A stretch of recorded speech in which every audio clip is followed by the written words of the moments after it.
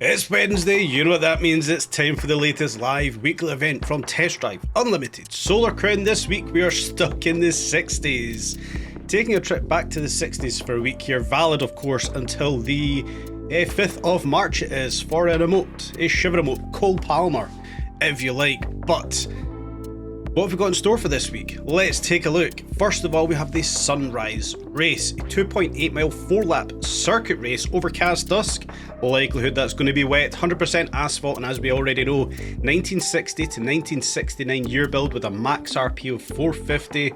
That looks like it's going to be a slow race. It might be a little bit of a tough slug to get that one out, but it opens up an opportunity. Moving over to the next race, we do have the Pacific Ride. 4.4 mile sprint, clear day, 100% asphalt. That looks like we're going to have a dry race. Hoorah!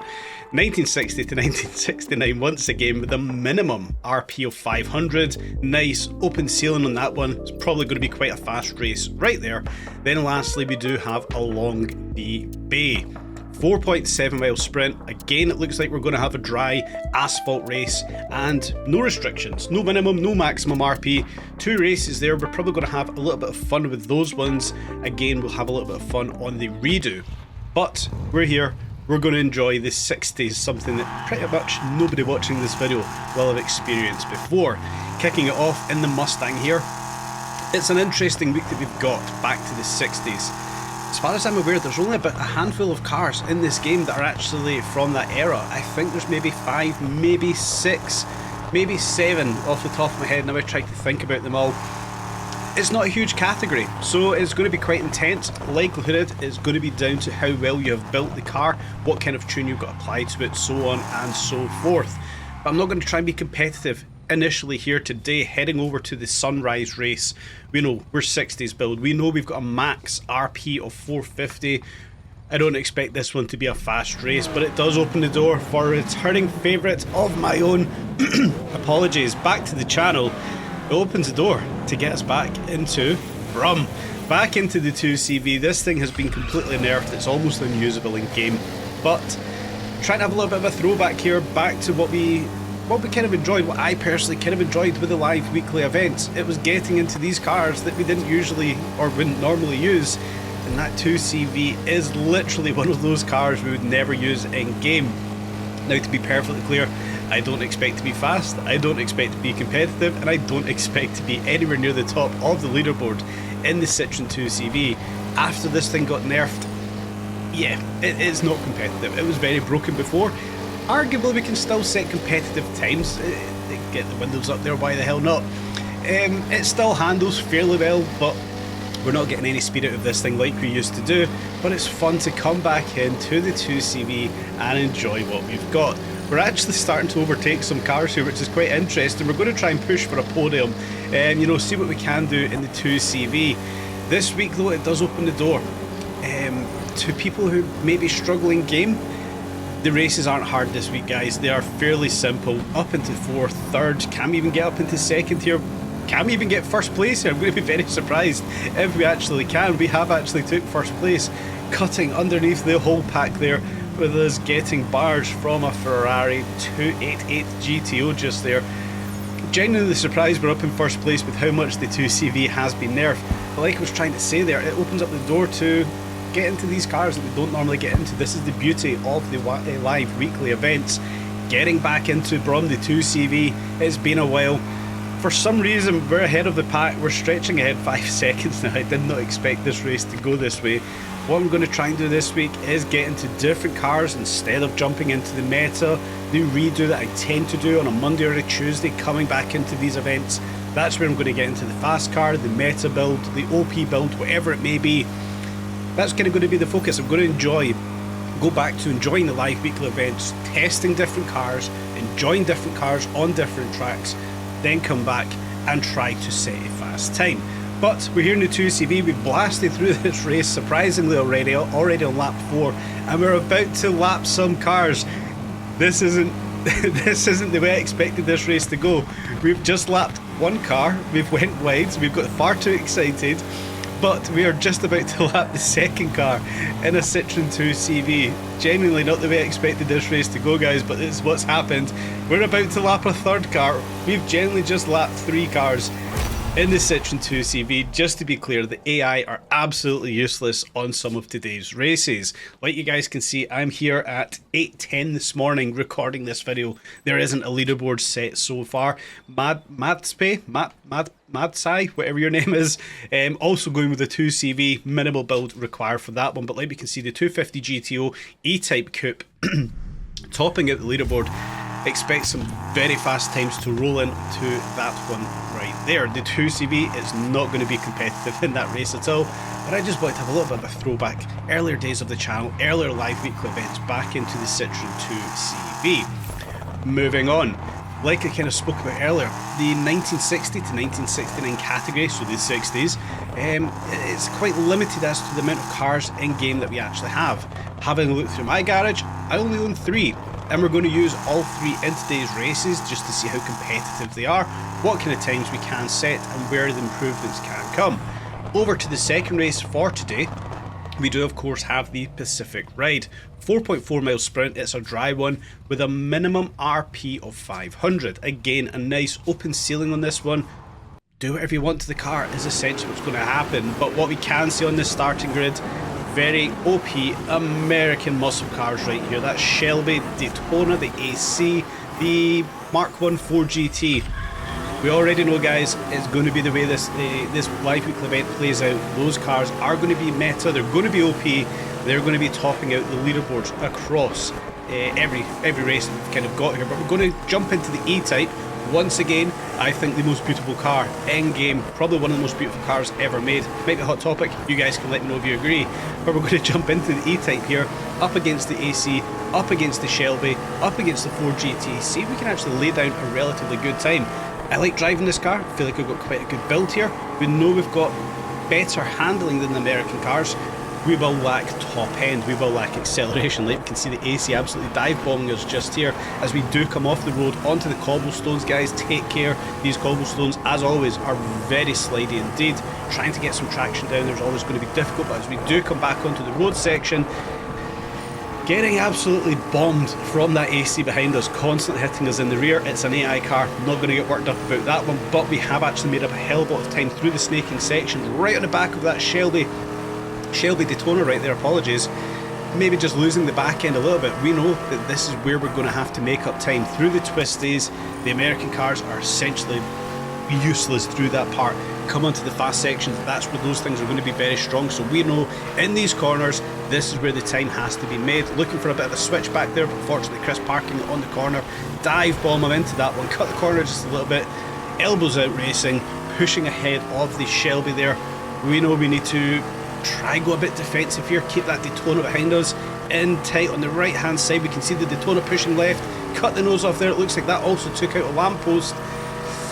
Might just hold us off a little bit here as we do come up towards the twisty sections. We need to get through this fast section, keep that Shelby behind us, up into the twisties. We know we've got better handling in the E-Type. Any European car will have better handling than most American cars. Might be a hot topic again, but it's something I will live by. Into the right hander, nice and tight to the apex, but losing the back end. Had a snap of oversteer, compromised our exit, but we have still stayed in front of that Shelby, but it is right on our tail at this point. Again, another snap of oversteer, hitting that curb on the inside left, compromising our turn once again. But as we do push up into this section, a throwback again to the Space Week, the live Space Week here.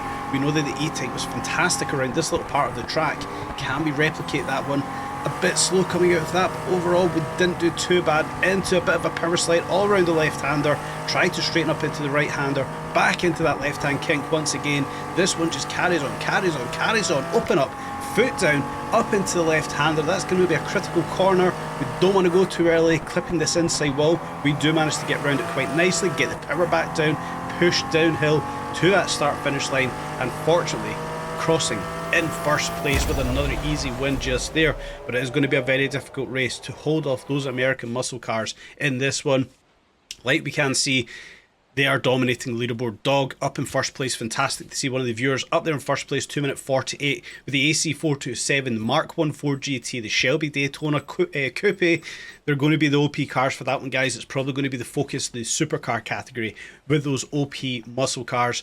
If you're going to be setting a good time, you're probably going to have to be in one of those 3 cars. If there's another one there, guys, please do let me know. I think that's probably going to be the focus, into one of those 3 cars to set a fast time. 2:59 flat in the E-Type Coupe wasn't all too bad. As I said, didn't expect that one to be a competitive time. But one thing I'm taking from this week, trying to have a bit of a throwback to what I kind of covered early days with these live weekly events. It opens a door. Jump into any car that's eligible for these races. Have fun. Come back to having fun. Why the hell not? Instead of trying to be competitive, let's come back and have some fun here. So I'm going to use the cars I've got available. Pausing for a reason, don't understand why I've done that. Going to come back to the cars that are eligible here, have some fun, use cars I don't tend to use in the game all too much, revisit the live weekly event in the OP cars into future videos. Enough bambering on. Last race for today, along the bay, 4.7 mile sprint, no RP cap. It's clear it's going to be a dry one, and it's 100% asphalt. And we're going to be using the last 60s car that I have in my garage, and it's of course the 60s Mustang up against a huge field right here. Shelby Daytonas, Mark 14 GTs, AC427s. But guys, this race is an absolute breeze. You're going to love this one. Watch what happens right here. For some reason, the mapping of the AI take us into the central reservation. I don't know why it happens. There's obviously a mapping issue in the game. You're going to have fun with that one. You're not going to lose that race. Every single time I've tried this race, the AI smash into that central reservation. Once again, we'll relaunch the race just to see if it's just a glitch for one race. No, it's not. It happens all over again. You're going to have fun with that race, guys. It's not going to give you all too much of a challenge whatsoever. It's very easy. It's very simple. Massive mapping issue from the AI. Hopefully the devs see that and rectify it, give us a bit of a competitive race. But aside from that, yeah, it's a nice easy win on the board. I don't think they're going to catch up with us, but we'll carry on with the race as it currently is. We of course jumping into the 67 Mustang. Again, I feel like I've got quite a good tune for this one. Balanced out quite well. The only issue I do have, we don't have slick tyres for the 60 Mustang. Why the hell can't we put slick tyres onto this? This is an issue I've got with the game. Every car, in my opinion, should be open to every tyre selection. It just doesn't make sense that we can't have these slick tyres on this car. It's just a little gripe that I've got. Let's not get carried away with that one. Let's concentrate in the race. Downhill into a hairpin here. I'm going to have to get better at this one. Obviously I've done the race 3 times. Just don't feel like I was quick enough through that hairpin. Maybe need to come in wider and make a better corner out of it. Regardless, we've got out of it alright. We can see the AI on the hill just above us there. They're starting to come down the track. So we need to concentrate, push forward, downhill to the left here. Fully committing. We've got a big jump there, trying to get balanced on the land. A little bit unsettled, but we're alright so far. Down into the left-hander, trying to not invoke a power slide there through the right-hander. There's a little cut we can take. We know this section all too well from that Lamborghini video, trying to set the fastest time around this little part of the track here. Cut across the track. Again, we can cut that little section there. We can be a hell of a lot faster. Lesson learned, but when we come back to revisit this race, we know where we're going to be OP. Big jump over the hill, fully commit to that one. Drop a gear. Come back downhill as we do prepare for that left-hand 90 degree at the bottom of the hill just here. Get in nice and tight, take out that railing. It's not going to cause you too much of an issue. The back end of this Mustang, however, does step out due to those semi-slick tyres. Slick tyres, I think we would have been alright.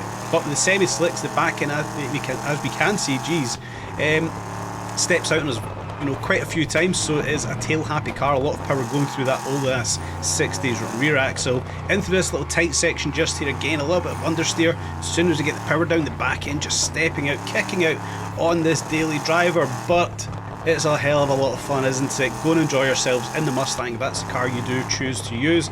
In through the left-hander, we've got a right-hander here. We want to try and be as clean across the track as we can be. Beautiful. And we'll power around the inside here, which I believe will be the quickest line towards the finish line for the third and final race for today.